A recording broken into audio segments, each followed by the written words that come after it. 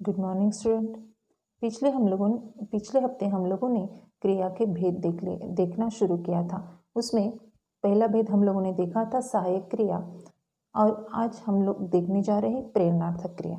प्रेरणार्थक क्रिया में कृति पत्रिका में प्रश्न क्रमांक 4 में दी गई दो क्रियाओं में से किसी एक क्रिया का प्रथम प्रेरणार्थक और द्वितीय प्रेरणार्थक रूप लिखने के लिए कहा जाएगा, और उसके लिए कुल अंक आ जाते हैं 1। तो चलो आज हम लोग देख लेते हैं प्रेरणार्थक क्रिया की परिभाषा तथा उसके उदाहरण। प्रेरणार्थक क्रिया। प्रेरणार्थक क्रिया मतलब जो क्रिया स्वयं नहीं की जाती बल्कि किसी की प्रेरणा से की जाती है, उसे कहा जाता है प्रेरणार्थक क्रिया। प्रेरणार्थक क्रिया के दो भेद हैं। पहला भेद है प्रथम प्रेरणार्थक क्रिया और दूसरा भेद है द्वितीय प्रेरणार्थक क्रिया।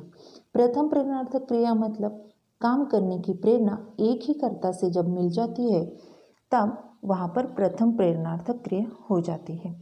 और द्वितीय प्रेरणार्थक क्रिया में जब एक कर्ता पर दूसरे कर्ताओं की प्रेरणा रहती है, मतलब एक के अलावा अनेक कर्ताओं की प्रेरणा जब होती है, तब वहाँ पर द्वितीय प्रेरणार्थक क्रिया का रूप वहाँ पर आ जाता है। तो उदाहरणों के द्वारा हम लोग आज देख लेते हैं कि प्रेरणार्थक क्रिया कैसे होती है तथा कैसे की जाती है। यहाँ पर पहला उदाहरण मैंने यहाँ पर दे दिया है, तन्वी पाठ पढ़ती है। यहाँ पर कर्ता है तन्वी। दूसरा उदाहरण है माँ तन्वी को पाठ पढ़ाती है। यहाँ पर माँ सिर्फ एक ही काम करने की प्रेरणा सिर्फ एक ही कर्ता से मिलती है, इसलिए यहाँ पर प्रथम प्रेरणार्थक क्रिया हो जाती है। तीसरा उदाहरण है माँ तन्वी को अध्यापक से पढ़वाती है। मतलब यहाँ पर माँ ने खुद नहीं पढ़ाया तो अध्यापक के द्वारा उसे पढ़वाया है, इसलिए वहाँ पर द्वितीय प्रेरणार्थक क्रिया हो जाती है। उपर्युक्त तीनों भी क्रियाओं की क्रियाएं पाठ पढ़ने के कार्य को सूचित करती है, जबकि पढ़ना क्रिया का प्रत्यक्ष कर्ता तन्वी है। पहले वाक्य में पढ़ती मतलब पढ़ना क्रिया का कर्ता तन्वी है, वह स्वयं कार्य करती है। दूसरे वाक्य में पढ़ाती मतलब पढ़ना क्रिया का कार्य तन्वी ने माँ द्वारा प्रेरणा मिलने पर किया है, अतः यह क्रिया का प्रथम प्रेरणार्थक रूप है। तीसरे वाक्य में पढ़वाती मतलब पढ़ना क्रिया का कार्य तन्वी ने तब किया जब उसे माँ द्वारा अध्यापक की प्रेरणा मिली, अतः यह क्रिया का द्वितीय प्रेरणार्थक रूप है।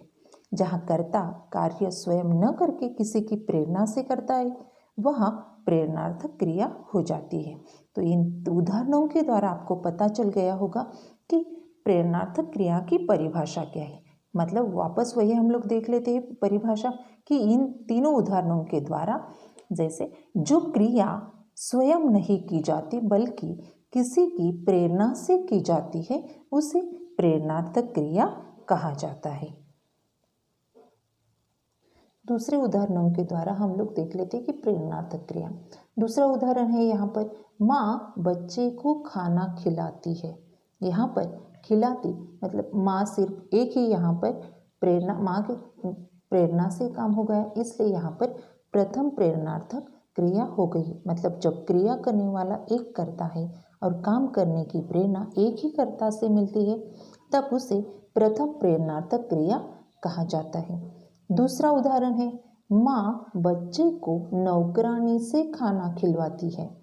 मतलब यहाँ पर जब एक कर्ता पर दूसरे कर्ताओं की प्रेरणा रहती है, तब उस क्रिया को द्वितीय प्रेरणार्थक रूप कहा जाता है तथा द्वितीय प्रेरणार्थक क्रिया कहा जाता है, इसलिए खिलवाती यह क्रिया द्वितीय प्रेरणार्थक क्रिया है।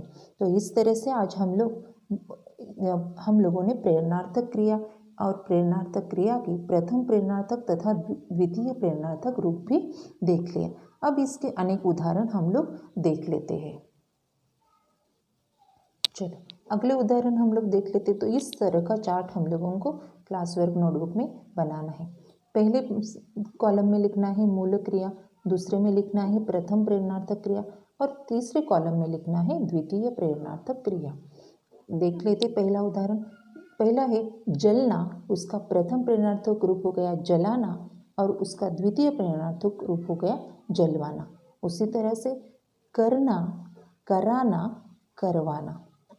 अगला उदाहरण है सीखना, सिखाना, सिखवाना। यहाँ पर अगर आप लोग देख सकते हैं तो अच्छी तरह से देख लो कि यहाँ पर सेकंड इकाई दूसरी ई की मात्रा जो है वो वहाँ पर प्रथम प्रेरणार्थक तथा द्वितीय प्रेरणार्थक होते वक्त उसकी पहली ई की मात्रा हो जाती है। आगे है भूलना, भुलाना, भुलवाना। जिस तरह से ई की मात्रा मतलब बड़ी ई की मात्रा की छोटी ई की मात्रा हो गई, उस तरह से यहाँ पर भी अगर जब मूल क्रिया में बड़ी ऊ की मात्रा होती है तो वहाँ पर प्रथम प्रेरणार्थक तथा द्वितीय प्रेरणार्थक रूप में वो छोटी ऊ की मात्रा हो जाती है।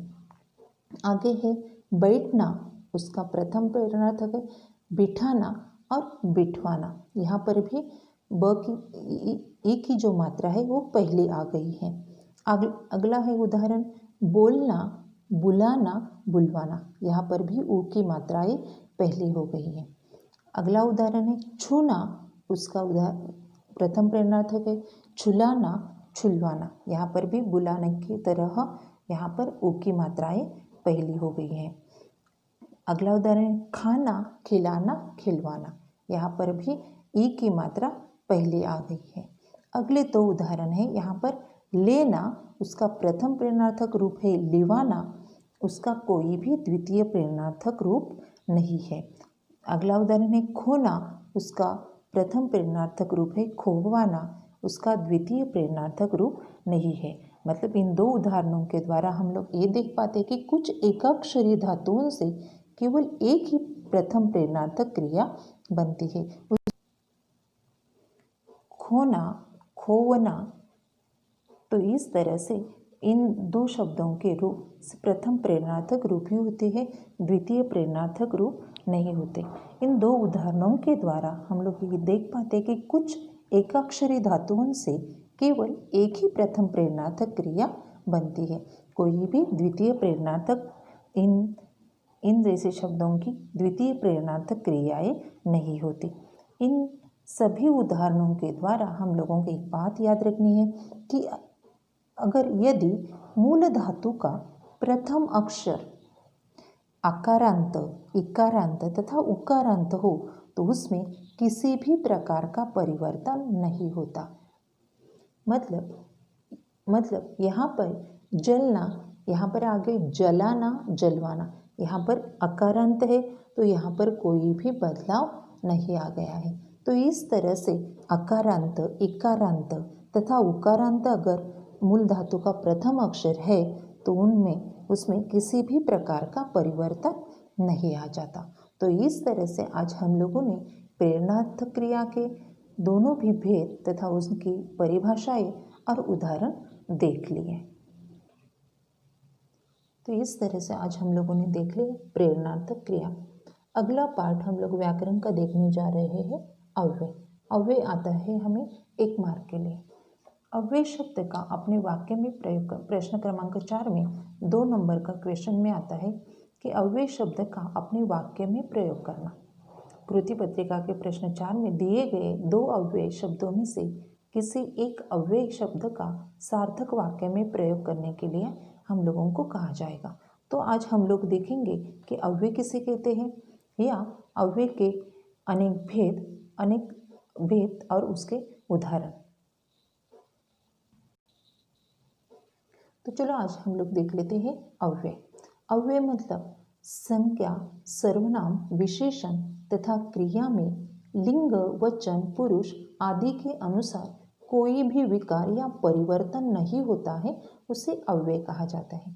वापस देख लेते हैं। संज्ञा, अव्यय मतलब संज्ञा, सर्वनाम, विशेषण तथा क्रिया में लिंग, वचन, पुरुष आदि के अनुसार कोई भी विकार या बदलाव या परिवर्तन नहीं होता, उसे अव्यय कहा जाता है। अब उदाहरण देख लेते हैं हम लोग। जैसे यहाँ पर मैंने 4 उदाहरण लिखे हैं।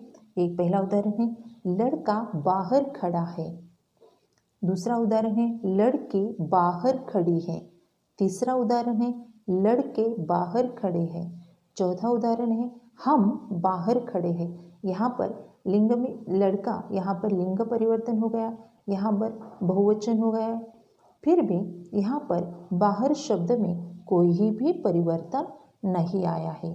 मतलब उपयुक्त इन चारों वाक्यों में रेखांकित शब्द में रेखांकित शब्द बाहर ये अपरिवर्तनशील है, इसलिए ये अव्यय कहते हैं।